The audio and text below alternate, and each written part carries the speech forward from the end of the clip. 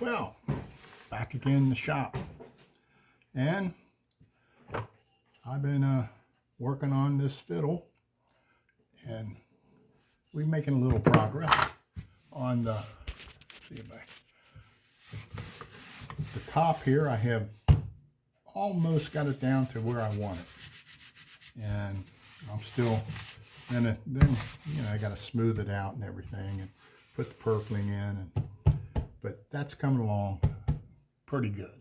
So I decided to move off of this and go to the neck. And necks are kind of fun to do in some ways. In some ways, they're a real pain in the ass. And mainly because I'm not real good at necks. And each one is better than the last. That's always good. But thank goodness the scroll doesn't affect the sound. At least I don't think it does. But we're working on them.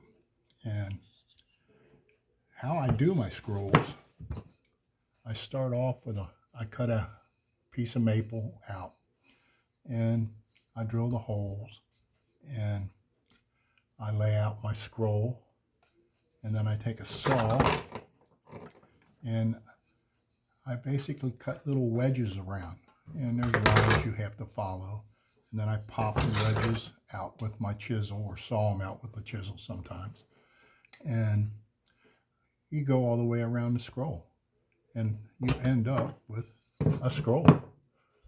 And then after that, it's a lot of fine tuning. I take gouges, a gouge, and I carve in, and it's a slow but sure work, and the sharper your tool is, the easier it is, and that is a lesson well learned. And I hope the volume on this video is a little better. If it's not, let me know, because when I play it back, they sound perfect to me. So I don't know where the problem is. Some people were complaining that the volume wasn't very loud, and so I'm not a computer guy, so I guess I have to have a grandkid go for that. But on these scrolls, I had my knife out. There it is. I have a little knife like this. And for the back fluting on that, I generally take a gouge, and I take that gouge and run it down both sides and make a groove. And then I take my knife and I make it a little deeper and a little more refined. And it's just your eye, you're looking at it, and it eventually looks pretty good. I mean, my scrolls aren't terrible, but they're not as good as some other people.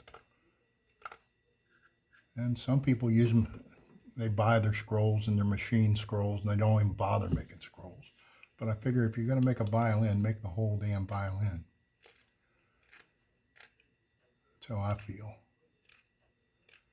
And I'm kind of self-taught with this. And